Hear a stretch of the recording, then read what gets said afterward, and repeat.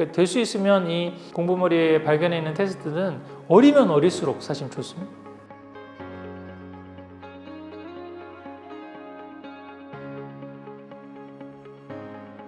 2부에서의 어떤 초점은 제가 말씀드렸던 공부머리 테스트, 그 다음에 다중지능 검사, 디스크 검사, 또 회복 탄력성 검사 요거를 갖고 지금 어디서 다운받아서 어떻게 해야 된다는 걸 알았잖아요. 그 결과를 이제 어떻게 해석하느냐가 지금 이제 문제인 거죠. 그래서 처음 한두 번은 저나 이런 좀 전문가들의 설명을 좀 들어야 될 그럴 필요도 있어요. 근데 한두 번 이제 원래 1년차 해보고 2년차 해보고 그러시면 점점 좀 익숙해지면 금방 이 변화가 어떻게 되는 건지 좀 눈에 들어오고 그러거든요. 그 중에 하나 이제 디스크 검사는 어플리케이션에 있는 것도 있는데 지금 제가 좀 권해드렸던 거는 우리 그 엑셀 시트로 돼 있는 그런 게 있었잖아요. 그리고 정식 검사도 있고 그런데 여기 만약에 7 디스크 검사를 다 답을 해가지고 7531로 이렇게 나왔다. 그러면 원래는 이 엑셀 시트에 이렇게 표시를 하는 거거든요. 이게 7이면은 여기쯤 있겠죠. 6, 7이니까. 지금 강도가 그러면 여기 굉장히 높은 거예요. 이렇게 지금. 그다음에 7로 나왔죠. 이제 최종이라고 하는 게 이제 수치입니다. 그래서 9, 4, 마이너스 13 이렇게 돼 있죠. 그래서 영역별로 보면 D가 7, I가 5 여기 있었죠. 그 다음에 S가 3이니까 여기 밑으로 굉장히 내려가죠. C가 1이니까 이렇게 내려가죠. 그럼 그려보면은 이렇게 좀 이렇게 일자로 이렇게 데려가게 되는데, 그럼 이 분 같은 경우는 DI 성향이 굉장히 높은 그런 유형이다 이렇게 파악을 할 수가 있습니다. 그래서 실제로 이렇게 그래프를 좀 그려보는 게 가장 조금 의미 있게 한번 볼 수 있고 어느 정도 강도가 나타나는지 좀 볼 수도 있는데요. 그래서 그 자세한 내용에 대한 설명은 제 유튜브 영상에 있습니다. 이 디스크에서 구체적으로 이거 어떻게 어떤 원리에서 나온 거고 어떻게 해석해야 되는지 그걸 한번 더 참조를 하시면 되는데, 이번 이 시간에는 요 디스크를 아까는 어떤 식으로 한번 적용을 해봤었죠. 우리가 이 진로라든지 아니면은 그 아이의 어떤 학습 성향 같은 걸 했는데, 이건 지금 어머니 부모님들도 오셨으니까 부모 자녀 소통하는 거하고도 좀 연관을 시켜가지고 한번 같이 생각을 해볼게요. 우리 두 가지 지금 사례인데, 초등학교 6학년 학생인데 지금 학생은 제일 높은 게 I형이 7로 제일 높게 나왔고요. 그 다음에 두 번째가 D형이고, 그 다음에 S형이 2고 C형이 1입니다. 이거를 보통 ID 인스퍼레이셔널이라고 그러는데, 굉장히 말이나 행동이 빠르고 결정이 좀 빠르고 이런 유형을 이제 필 꽂히면 바로 행한다. 약간 이런 스타일이거든요. 약간 좀 충동적일 수도 있고 약간 이런 성향이에요. 근데 부모님은 5127로 나왔습니다. 그래서 지금 제일 높은 게 C 성향이죠. 신중한 성향이 굉장히 조금 높게 나왔고, 그 다음에 주도적인 성향도 있어요. 이런 지금 부모 자녀 조합이면은 부모님은 아이를 보기에 굉장히 조금 너무 경솔하고 경박하고 그냥 필 꽂히는 대로 그냥 마음대로 생각하는, 얘가 지금 계획이 있는 거야 없는 거야, 너무 즉흥적이지 않나 이렇게 생각하고, 또 아이가 부모님을 보기에는 우리 엄마는 너무 신중하고 꼼꼼하고 뭐가 다 준비가 안 되면 결정을 못 내리고 좀 이런 게 아닌가, 답답하다 이렇게 조금 생각할 수도 있어요. 근데 공통 성향이 하나 있죠. D. 이제 자기주도적이고 남들 얘기 안 듣고 약간 뭐 좀 그런 성향이 조금 있는 거예요. 그런 부분은 서로 이제 맞을 수가 있는데, 이게 아이가 가지고 있는 성향이 경박해 보이지만은 사실은 나름대로 에너지가 있어서 그러는 거구나라고 좀 이해를 할 필요가 있고, 아이도 우리 엄마가 굉장히 좀 신중한 스타일이지만 결정할 때는 또 과단성 있게 D 성향이 있기 때문에 하는 그런 스타일이구나, 이렇게 조금 서로를 이해를 할 필요가 있는 거죠. 이게 그렇다고 해서 이제 부모 자녀가 성향이 딱 같이 나온다고 해서 화목하고 소통이 잘 되는 건 아니거든요. 가장 좋은 거는 사실은 공통된 게 하나 있고 조금 다른 게 있는 게 좀 오히려 더 잘 맞을 수도 있는데, 너무 이게 상극으로 이제 D형의 상극이 S형이거든요. D는 자기주도적인 성향이잖아요. S는 신중 성향이에요. 그 D형이 S형 보기는 너무 답답해. 결정을 못 내리고 우유부단하다고 생각하거든요. 근데 S 성향은 D를 보기를 너무 무례하다고 생각해요. 자기 마음대로 하고 다른 사람 배려하지 않고 이런다고 생각하거든요. 또 I형하고 C형이 약간 상극이에요.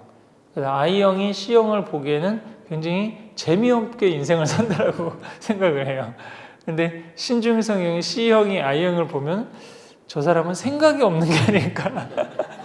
뭔가 이게 하루하루 사는 게 아닌가? 뭐 이런 어떤 그런 생각이 들기도 하거든요. 근데 부모 자녀 간에도 이게 사실은 그 유전이 아니란 말이에요. 내가 이런 성향이라고 애가 나타나는 게 아니기 때문에 그런 게 나타날 수 있습니다.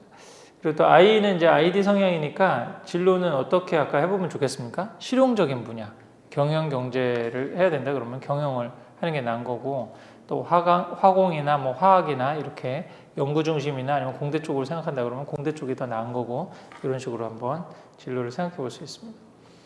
공부 방법은 D형은 사실은 특히 지루하거나 재미없거나, D형은 이제 그런 얘기도 많이 하는데, 딱 봐서 선생님이 못 가르친다라고 생각을 하거나 그러면 집중이 안 돼요.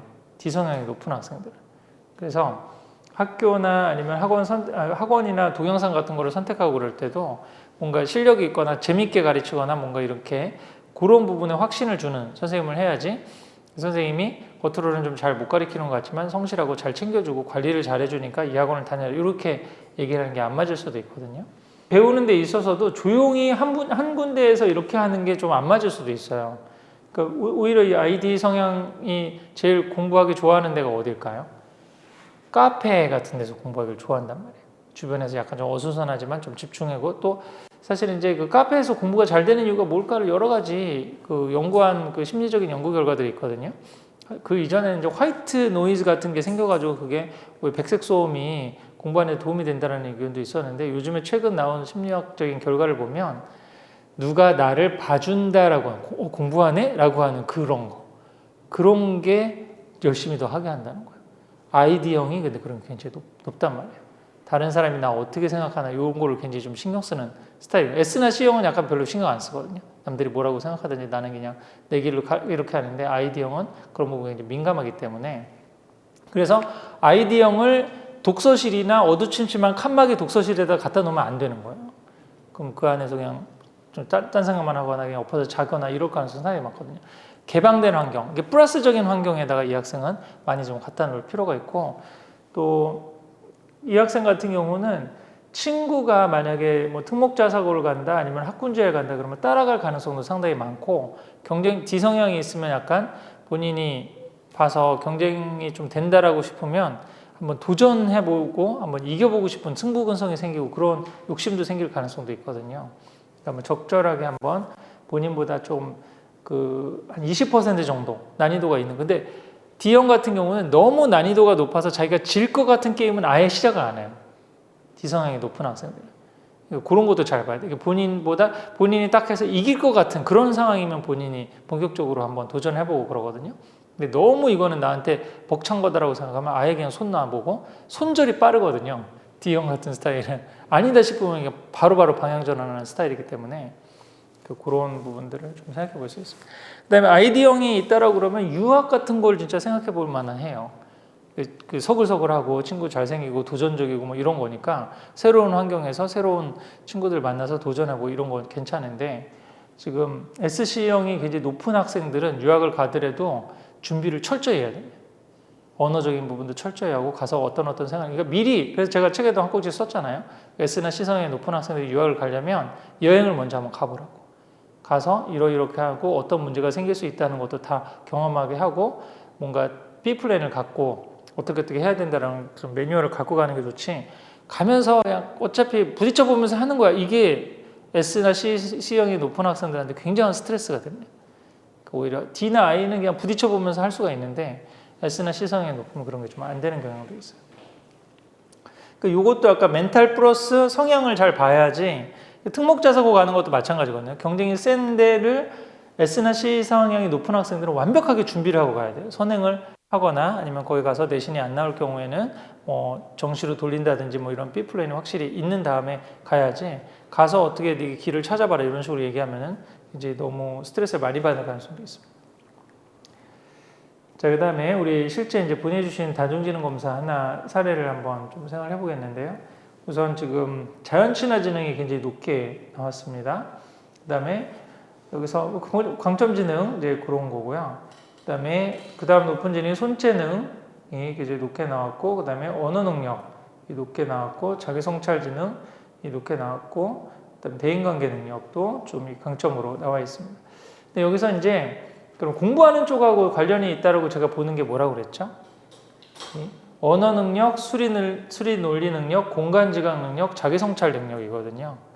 그래서 공부하는 면에서 본다라고 그러면 언어 능력 지금 상위권이고요. 수리 논리가 조금 이제 중위권 정도라고 볼 수 있고, 공간 지각 능력이 조금 약합니다. 그리고 자기성찰 지능이 조금 높은 좀 성향이에요.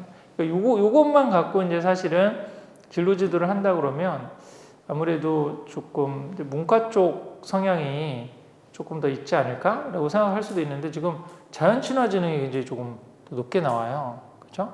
그러면 이렇게 사실 문이과 경계선상에 있고 그러면 요즘 대세는 이과 쪽으로 가는 겁니다. 문과가 너무 취업이 좀 애매하기 때문에 그냥 너는 이과라고 생각해라. 그러면서 수학할 수 있는, 그러면 이제 어떤 결과가 나오냐면은 대학의 레벨이 떨어질 가능성이 상당히 많이 있습니다. 본인이 막 문과 쪽으로 해가지고 지원을 하면은 탑 10 정도 갈 수 있는 학생인데, 이과 쪽으로 돌리면 탑 30위권으로 갈 수 있거든요. 옛날 같으면은 뭐 대학의 어떤 간판이 중요하니까 그래도 문과 쪽으로 가서 탑 10 대학을 가는 게 좋지 않느냐 이렇게 얘기를 했는데, 저는 요즘 진로 지도하는 측면에서는 이과 쪽으로 해서 탑 30위권 학교로 가는 것도 괜찮다. 왜 그러면 그래야 사회생활과 조직생활을 경험해 볼 수가 있습니다. 요즘 다 문과도 경력직 중심으로 해서 신규 채용이 거의 없잖아요. 경영경제를 나와도 아까 금융에서 좀 명퇴 나이가 40대에서 30대로 좀 내려오고 있다고 그랬잖아요. 아예 이제 점점 인공지능 시대가 되면 아예 조직생활이라든지 사회 큰 거를 경험해보지 못할 가능성이 상당히 많아요. 근데 문과 공부는 언제든지 할 수 있습니다. 그죠? 근데 이과 쪽에서 뭐 컴퓨터공학이라든지 재료공학이라든지 화공이라든지 이거는요, 대학 학부 때 아니면 못하는 거거든요. 그래서 우선은 본인이 공부 역량에 대해서 따라가 준다고 그러면 그거 전공해가지고 그다음에 대기업 생활 좀 경험을 해보고 난 다음에 나는 근데 도저히 안 맞아가지고 철학을 공부하고 싶고 인문학을 공부하고 싶고 그다음에 나와서 뭐 경영경제 같은 거에서 주식이나 부동산 이런 실무적을 하고 싶다. 문과 쪽은요, 소위 말해서 대학을 학부를 나오지 않고도 배울 수 있는 길이 무궁무진합니다. 유튜브를 통해서 배울 수 있죠. 강의를 들을 수 있죠. 대학원을 갈 수 있죠. 유학을 갈 수 있죠. 굉장히 많잖아요. 근데 이과 쪽 전공은 고등학교 졸업하고 학부 때 그때 4년이나 아니면 대학원까지 해서 6년 아니면 배울 수 있는 기회가 일반 그런 교양 과목에서 들을 수가 없는 거예요. 그런 거는. 그런 차원에서도 이 문이과 전공, 찐 문과다. 그러면 이제 할 수 없어. 찐 문과면 수학이나 뭐 과학 이런 거 싫은데 어떻게 해요? 이걸 그 공부를 해도 점수가 안 나오니까 안 되는 거니까 찐 문과 스타일은 아까 지금 얘기했었죠. 그 영어나 국어나 언어적인 거 이런 것도 강조를 하고 또 빨리 문과는 하니까 빨리 사회에 나와야 돼. 빨리 사회에 나와가지고 이것도 해보고 저것도 해보면서 자기 부딪혀가면서 이게 내가 잘할 수 있는 분야구나 이렇게 지금 알아가는 게 바람직하다고 그러죠. 근데 그렇지 않고 이과 쪽에 성향이 조금이라도 있다라고 그러면 수학이 안 들어가는 이과를 하면 되는 거죠. 생물이라든지 뭐 화학이라든지 뭐 그런 쪽으로 해가지고 공부를 해보는 쪽도. 그래서 최소한 그리고 나중에 입시적으로 봐도요, 이과에서 문과로 교차 지원할 수가 있습니다. 문과에서 이과도 이론적으로는 교차 지원할 수 있거든요. 근데 지금 최근에도 문이과 수학 통합하고 난 다음에 인서울 탑 30위권 공대 간 학생이 그 수능 점수를 해서 정시를 해가지고요, 그 문과 쪽으로 넣었을 때 탑 4, 5, 3 대학의 인문대도 갔습니다. 점수상으로. 그렇게 지금 수학 격차가, 문이과 수학 격차가 굉장히 많이 벌어져 있는 상황이거든요. 근데 그렇게 되는 상황에서라도 저는 만약에 제 아들이라 그러면 너는 탑 30위권대 그 취업 제일 잘 되는 그 공대를 가라고 그러겠어요. 그리고 이 부분은 이제 공간지각 능력이 조금 약하다는 게 조금 마음에 걸리는 부분이거든요. 나중에 이제 공부를 하는 데 있어서 이 아까 수학 같은 게, 그러면 이제 아까 전략적으로 어떤 선택을 해야 될까요? 이게 그러면 수능으로 1, 2등급 받기는 좀 어려울 수도 있겠다. 근데 이게 선생님 정말 이게 근데 뭐 초등학생인데 결정적으로 막 그렇게 나타나는 걸까요? 점점 개발되고 그럴 수도 있지 않을까요? 그런 생각이 들잖아요.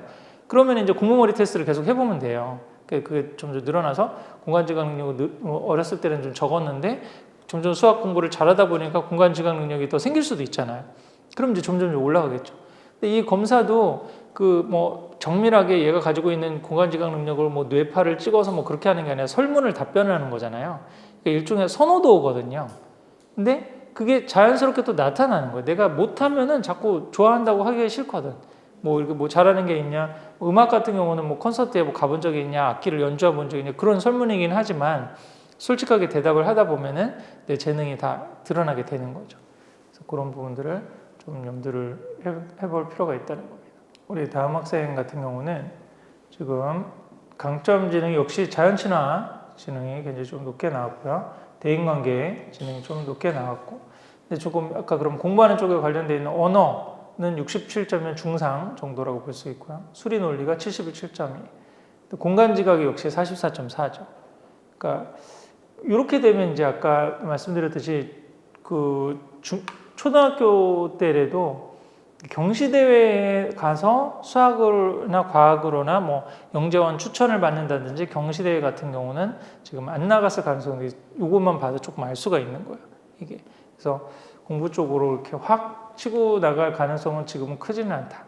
그러면 다중지능적으로 계속 아까 공모리 테스트를 보면서 공부 쪽으로 방향을 틀어야 될지 아닐지를 좀 생각해 볼 필요가 있고요. 또 한 가지는 지금 낮게 나온 영역이 음악하고 자기 성찰하고 예술 시각이잖아요. 그럼 이 부분은 약간 지금은 이제 선호도 테스트에 관심이 떨어진다고 볼 수 있는데 이 부분이 낮은 학생들은 약간 염려가 되는 게 뭐냐면 스트레스를 푸는 자기만의 방법이 조금 없을 수 있어요. 근데 여기 좀 신체 운동이 좀 높게 나오니까 그게 좀 커버가 될 수 있죠. 몸을 써가지고 스트레스를 풀 수 있는데 정서적으로 약간 그런 부분들을 해소할 수 있는 부분이 좀 부족할 수도 있거든요. 그러면 이런 학생일수록 멘탈을 좀 더 길러줄 필요가 있어요. 스트레스 받는 환경에서 땀 흘려서 스트레스를 풀고, 근데 뭔가 음악을 듣는다든지 아니면 뭐 그림을 그린다, 예술을 한다는 거는 몰입한다는 거거든요. 몰입하면서 그 순간에 좀 집중할 수 있는 뭔가가 있어야 되는데 그런 부분이 없고 약간 좀 삶이 드라이할 수가 있거든요. 근데 이제 앞으로는 그 경쟁이 치열한 특목 자사고에서도 멘탈 잘 지키는 아이들 중에 제가 공통점이 하나는 운동을 좋아하거나 취미가 있는 애들. 이런 애들은 스트레스를 이렇게 매니지하는데 훨씬 더 그렇지 않은 아이들보다 좀 강점이 있을 수 있거든요. 그래서 만약에 뭐 학교에서도 뭐 그런 걸 많이 해주거나 뭐 사교육을 하더라도 본인이 뭔가 잘하는 뭐 그림을 그린다든지 악기를 연주한다든지 저는 이런 거는 굉장히 좀 좋게 생각하거든요. 그래서 뭔가 하나 스트레스 풀고 몰입할 수 있는, 또 그것뿐만 아니라 뭔가 취미가 있으면 친구가 있습니다. 같이 할 만한, 혼자만 안 하는 거일 수도 있잖아요. 같이 하는.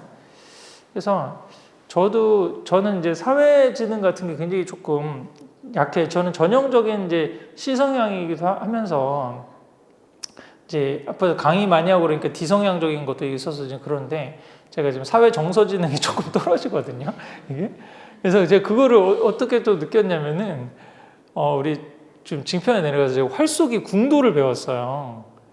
궁도를 여러 가지 이제 이론적으로도 그러고 활쏘기도 굉장히 좀 좋은 부분도 있고 배워야 될 것도 있고 그래가지고 우리 아이들한테도 좀 가르쳐 주려고 궁수를 그걸 했는데 가서 연습하는 거는 저는 전혀 스트레스가 없었는데 아시죠? 끝나고 나서 회식이 있고 같이 하는 분들하고 자꾸 뭐 으쌰으쌰 모이자고 그러는 게 난 그게 너무 피곤하더라고 이게. 난 활쏘기 하러 왔는데 활만 가르쳐 주면 되지. 왜 끝나고 뭐 이렇게 뭐 좀 하고 뭐 이렇게 경조사도 챙기고 이게 많어 이게. 아휴 나는 그냥 안 되겠다. 그냥 기초만 배우고 해가지고 여기까지 하고 이제 그때 애가 뭐 아프고 그래가지고 그 핑계 대고 나왔거든요. 그러니까 요런 거거든요, 사실은. 그리고 유학을 가거나 그래도 자기가 취미가 있거나 운동을 잘하면 쉽게 사람들을 사귈 수가 있습니다.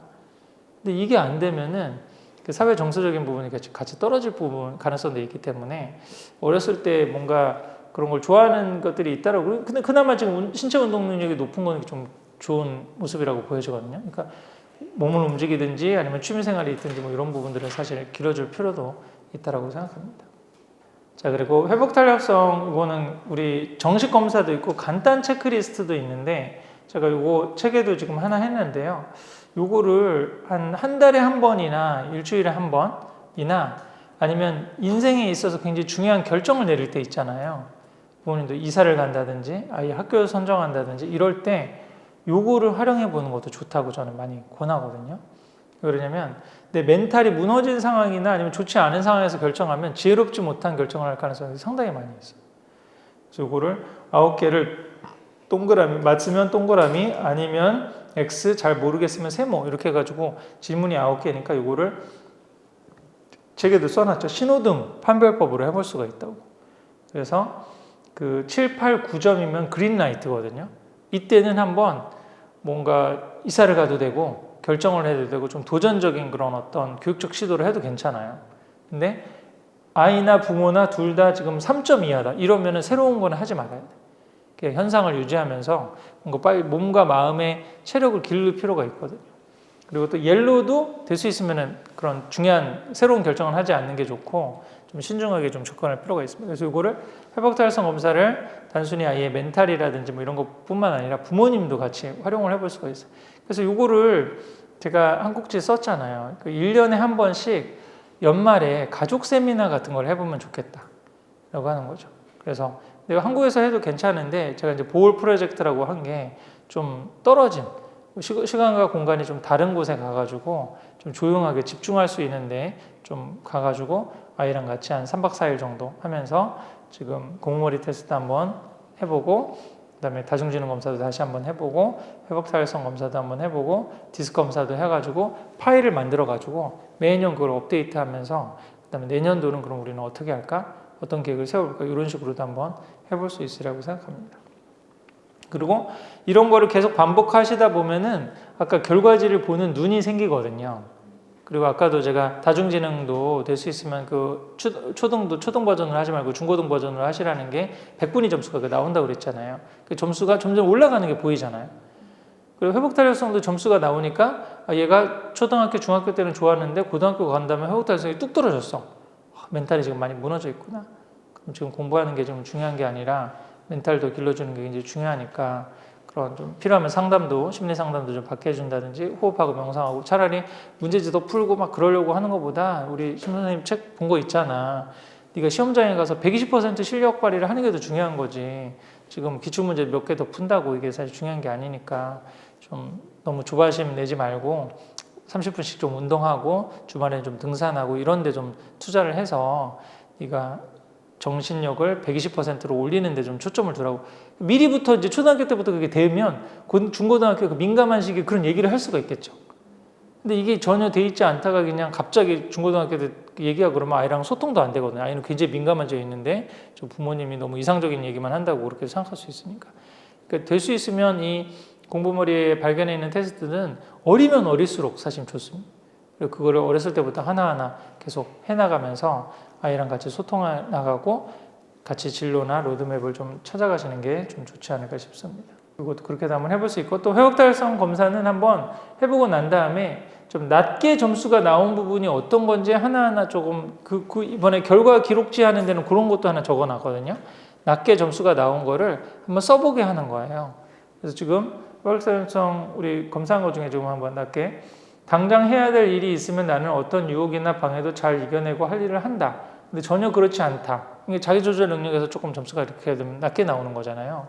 그러면 지금 최근에 꼭 해야 되는데 어떤 유혹이나 방해가 있어서 못했던 게 뭐가 있어? 이런 주제로 한번 얘기를 해볼 수가 있겠죠. 우리 가족 세미나 같은 거 하면서. 그럼 그런 거를 기르기 위해서는 어떻게 해야 될까? 게임을 시간을 정했는데 잘 못하고 그러면은 게임기를 몇 시간 하든 시간을 딱 정해서 하든지 아니면 제가 스스로 결정이 안 되니까 9시 이후면은 이렇게 와이파이를 꺼주세요. 그렇게 얘기를 하든지 아니면은 게임 같은 거 하고 그럴 때는 거실에 와가지고 엄마 아빠 다 보는 데서 시간 딱 알람 정해놓고 그렇게 강제적인 방법을 한번 해서 연습을 했는데 뭔가 대책을 세울 수가 있잖아요. 그러니까 요것도 그냥 단순히 점수가 이렇게 나왔네? 이렇게 지나기보다는 좀 계속 반복되는 부분들, 낮은 점수가 나오는 부분들이 뭔지를 한번 체크를 해보면서 아이하고 또 이야기를 나눠보는 것도 좋을 것 같습니다. 누군가 나에게 화를 낼 경우 나는 우선 그 사람의 의견을 잘 듣는다. 근데 그게 안 된다는 거죠. 이 감정 조절이 조금 그러면 잘 안 되는 성향이 있으니까 왜 그럴까? 그럼 그걸 고치기 위해서는 어떻게 해야 될까? 이렇게 보고 또 13번 문항에서 지금 썼는데 문제가 생기면 여러 가지 가능한 해결 방안에 대해서 먼저 생각한 다음에 해결하려고 노력한다. 이 부분에서 이제 문제 파악 능력, 문제 해결 능력 이 부분보다 역시 감정적인 부분이 많이 좀 앞서서 이렇게 된다는 거잖아요. 그러면 그런 문제에 직면했을 때 차분히 가라앉히고 할 수 있는 방법 뭐가 있을 수 있을까? 그걸 그냥 객관적으로 한번 써보고 그 다음에 바로 결정하지 말고 한 2, 3일 묵혀놨다가 다음에 결정하는 이런 습관을 한번 해보는 게 좋지 않을까? 이렇게 좀 가족 세미나 할 때 그거를 1년 동안 한번 실천해보고 내년도 회복달성 점수는 어떻게 나오는지 한번 보자. 이렇게 하면은 매년 관찰을 하고 아이가 어느 정도 성장하는지를 또 볼 수 있지 않을까 싶습니다. 나는 재치 있는 농담을 잘한다. 그런 거다. 나는 얼굴이나 표현 어떤 감정이 알 수 있다. 이게 지금 2점 정도 좀 낮게 나왔잖아요. 그러니까 이 부분에서도 지금 소통 능력, 대인 소통 능력에 있어서 조금 약간 약점이 좀 있다는 거죠. 그러면 다른 사람 감정을 읽거나 아니면 어떤 표정을 하거나 눈치를 어떻게 봐야 되는지 이 부분을 기를 수 있으려면 어떻게 해야 될까? 주의 깊게 좀 관찰하고 저 사람이 말하려고 하는 의도가 뭔지를 생각해보고 이런 연습을 한번 조금씩 해보면 좋지 않을까? 그거를 제 탈무드식 그 토론 훈련에도 있거든요. 그 독서 훈련에도 그렇게 이 책의 저자가 의도하는 건 뭐다? 그렇게 생각할 수 있는 근거는 뭐다? 그래서 나는 어떻게 해야 될까? 이런 식으로 3단 어떤 사고방식으로 한번 해보라고 그러거든요. 그거를 일상생활이나 대화 같은 데서도 적용해 볼 수 있죠. 저 사람이 저렇게 말하는 의도는 뭘까? 그렇게 볼 수 있는 근거는 뭐지? 그래서 나는 어떻게 해석해야 되지? 요거를 뭐 하루에 일주일에 한두 번이라든지 아니면 문제가 생겼던 인간관계 그걸 한번 복기해 보면서 그런 걸 다시 한번 그럼 정리해 본다면 어떻게 볼 수 있을까? 이렇게 하면 이 회복 탄력성을 좀 늘릴 수 있겠죠. 회복 탄력성 개념이 좋은 게 근육이라고 보거든요. 이게 점점 단련하고 향상시킬 수 있다라고 보는 거죠. 어떤 정해주고 불변의 어떤 저희가 대상이 아니라고 보는 거니까. 디스코도 그게 좀 장점이에요. 디스코도 그냥 딱 정해주고 평생 그렇게 가는 성향이 아니라 주변의 환경이라든지 자기의 대응에 따라서 조금씩 바뀔 수 있다고 보는 개념입니다. 이렇게 한번 이것도 활용을 해보시면 좋을 것 같습니다. 그 네 가지 검사 도구들을 처음에는 조금 익숙하지 않아서 이게 어떻게 그리고 궁금하거나 해결되지 않는 부분은 저한테 질문을 주시거나 메일을 보내시거나 그렇게 이런 점수가 나오고 그랬는데 이 부분은 어떻게 해석을 해야 되냐 그런 걸 이제 물어보시고 그러면 또 리뷰를 해드리고 나중에 이제 그런 것들 모아가지고 유튜브로 좀 한번 같이 공통된 거는 찍어가지고 방송도 올리고 그럴 테니까 그렇게 활용을 해보시면 좋겠습니다. 중요한 거는 지금 이제 한번 해보셨으니까 약간 감이 있잖아요. 근데 해보기 전에는 약간 두려움이 있지 않나요? 그 다음에 얘가 이거를 할까? 잘 따라서 할까? 그런 생각이 드는데 한 번씩 해보기 시작하면 익숙해지면은 좀 매년 또 해볼 수 있는 그런 게 생기고 요걸 계기로 해서 아이랑 대화할 수 있는 계기를 만들어 보는 거죠. 그냥 무작정 그냥 열심히 해. 그냥 부지런히 해. 이런 식으로 얘기를 하는 것보다 어떤 분명한 어떤 자신의 어떤 역량이나 이런 것들을 가늠을 객관적으로 평가를 해본 다음에 그거를 소재로 해서 얘기를 해보고 또 아이랑 소통하면서 개선책들을 찾아가는 그런 것들의 가이드라인이 될 수 있으니까 그런 방향으로 한번 활용해 보시면 좋겠습니다.